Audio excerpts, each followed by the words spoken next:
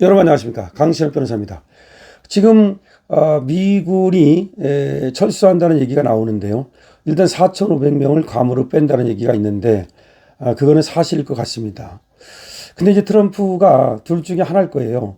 미군을 철수하든지 아니면 돈을 갖다 왕창 그야말로 뜯어내려고 할 거야. 쉽게 말하면 트럼프는 그냥 장사꾼이에요. 장사꾼이 꼭 나쁜 의미가 아닙니다. 왜 우리가 손해를 보느냐?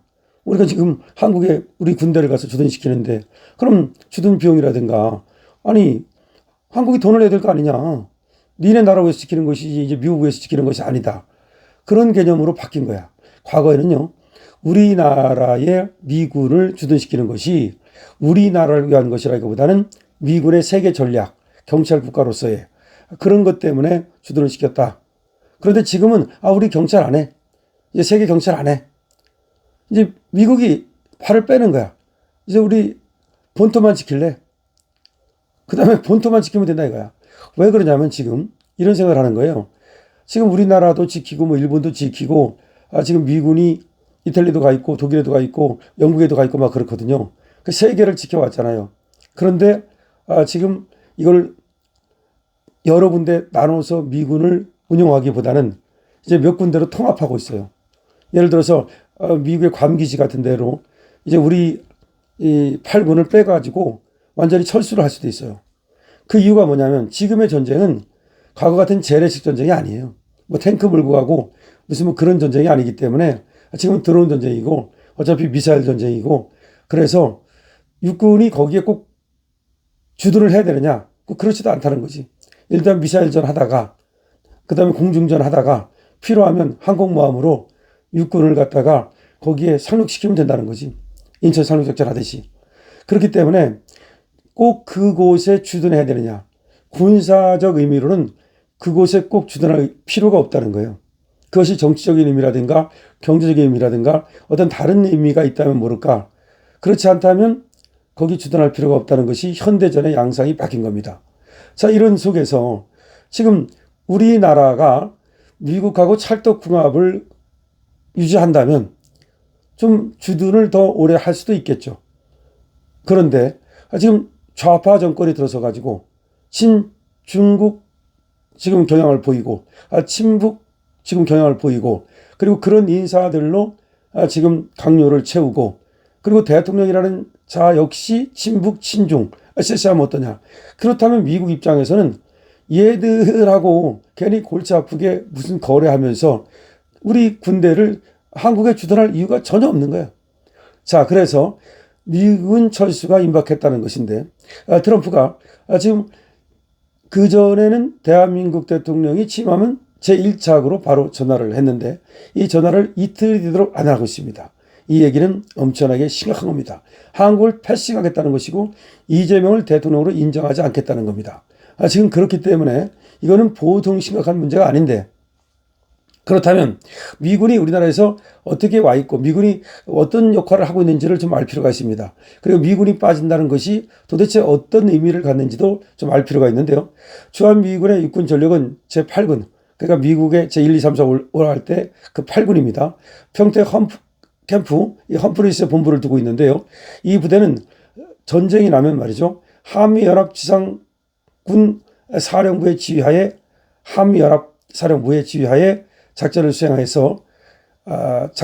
되는데, 이 평택 캠프에 있는 미군이 약 2만 명 정도 됩니다. 여기에 말이죠, 미 육군이 약 2만 명 정도가 여기 주둔하고 있고 한미연합군의 핵심이 됩니다.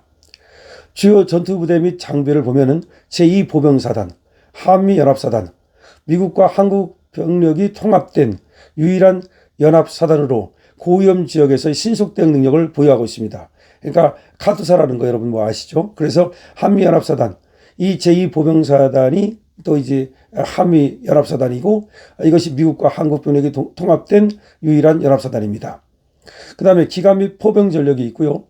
그 다음에 지금 M1A2 에이브람스 전차, M2 브래들리 보병 전투차, 그 다음에 또 여러 가지 자주포 이런 걸 가지고 기동성과 화력을 동시에 확보하고 있습니다.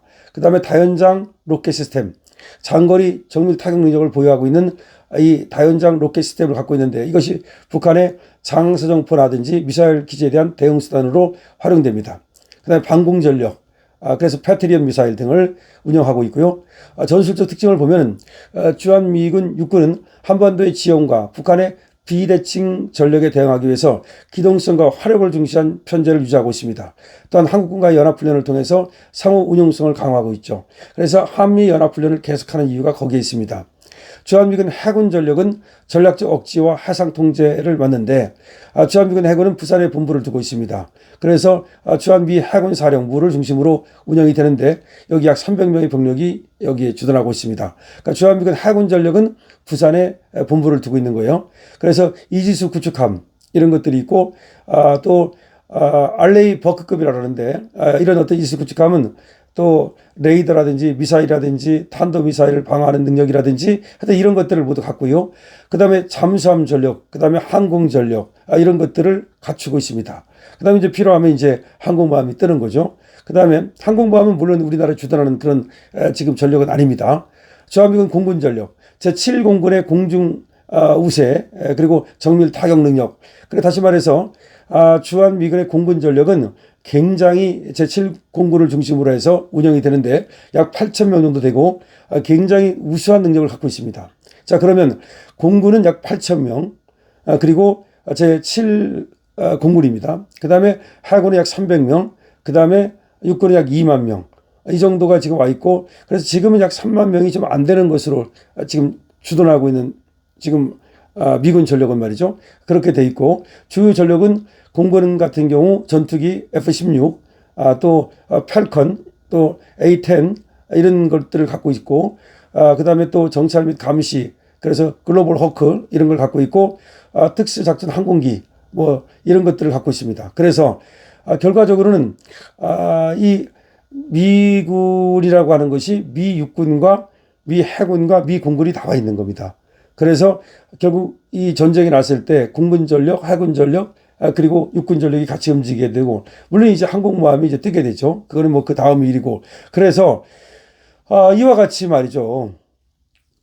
미군 전력이 우리에서 차지하는, 그 어떤 역할, 내지는, 비중, 그런 것이 굉장히 큰 겁니다. 뭐 여기서 지금 자세하게 뭐 이렇게 언급하기는 어렵지만, 사실은, 미군이 여기에 주둔함으로써 또 갖는 어떤 그 중요성은 뭐냐면 자동 전쟁 개입입니다. 한미동맹에 의해서도 그렇지만 미군이 여기 주둔을 하기 때문에 만약에 전쟁이 한반도에서 발발했다. 그러면 자동적으로 이 전쟁에 개입하게 된다는 효과가 있거든요. 근데 미군이 여기서 철수를 했다. 그러면 여기에 오고 안 오고는 이제 하나의 다시 이제 선택이 되는 거죠. 선택이 되는 거죠. 6.25 때도 말이죠. 원래가 미군이 여기 있다가 철수한 거 아닙니까? 철수하고 나서 곧뜸을 타가지고 김일성이 쳐내려온 거 아닙니까? 그때 원래가 이 한국을 그야말로 지킬 것인가 말 것인가, 한국을 도와줄 것인가 말 것인가, 이게 굉장히 중요한 문제였어요. 이때도 메가더라든가 이런 사람들의 노력이 없었더라면, 그리고 우리 이승만 대통령의 어떤 그 미국과의 관계가 없었더라면 아마 이 한국이라는 조그만 나라를 지키고자 그렇게 유엔이 움직이지 않았을 겁니다. 원래 미국이 혼자 여기를 지키기는 부담스러웠던 거예요. 왜 그러냐? 소련이라든지 중국을 갖다 의식하지 않을 수 없고 여기에 왔다가 잘못하면 이것이 세계대전으로 비화될 가능성도 있고 그래서 미국 혼자 오기는 부담스러우니까 유엔이라는 이름으로 솔직히 얘기해서 유엔이라고 해봤자 16개국이라고 해봤자 몇 개 나라는 그냥 군인 몇 명 보낸 게 그게 다예요. 결국은 뭐 미국하고 영국이죠. 여기가 중심이 되는 거 아닙니까? 그래서 유엔이라는 이름으로 한국을 방해하기 위해서 6.25 때 이제 참전군을 유엔 참전이라고 그러지 미국 참전이라고는 안 하잖아요. 왜 유엔 참전이라고 그러지 미국 참전이라고는 안 하느냐. 바로 미국이 오긴 왔지만 유엔군의 일환으로 미국이 온 거지 미국의 이름으로 미군이 온 게 아니거든. 바로 그렇게 이제 미국조차도 그 당시 전쟁에 참여하는 것을 깊숙이 참여하는 것을 꺼려했거든요. 그때가 왜 그러냐면 제2차 세계대전이 끝난 직후고 그래서 전쟁에 신물이 났기 때문에 바로 1945년에 겨우 전쟁을 끝냈는데 히틀러라든지 또 일본이라든지 여기와 전쟁이 5년 만에 다시 또 전쟁이 났는데 이 한국에 이 지금 군대를 보냈다가 또 세계대전으로 이어지지 않을까 그런 것을 염려한 거예요. 그러니까 그전에는 독일과 누가? 일본이 문제를 일으켜가지고서 제2차 세계대전이 발발했지 않습니까? 그거를 미국이 결국은 이제 결국 끝낸 건데, 이번에는 또 중국과 소련과 다시 또 한판 붙을 위험성이 있었단 말이야. 그래서 미국이 우리나라에 이 지금 군대를 보내기를 상당히 꺼려했고, 그래서 유엔군이 만들어지는 겁니다. 그리고 그렇기 때문에 나중에 말이죠, 중공이 인해 전술을 썼을 때도 사실은 메가더 장군은 그때 핵폭탄을 쓰자고 했죠. 적어도 일본 나가사키와 히로시마에 쓴 정도, 걔들 정도만 써도 충분히 제압을 할 수 있다. 그때는 뭐 중국은 핵폭탄을 갖고 있지 않았으니까. 근데 이거를 트루먼이 결국은 또 세계대전으로 비유하는 것이 지긋지긋해가지고서 이걸 결론을 못 내리고 결국은 핵폭탄을 쓰지 못하게 되죠. 그러면서 중공군의 인해 전술 때문에 또 결국은 전쟁이 길어지고 나중에 이제 휴전으로 가게 되는 겁니다. 자, 어쨌든 그런 것을 우리가 고려한다면 지금 미국이 철수를 하게 되면 지금 미 육군, 공군, 해군을 제가 말씀드렸죠.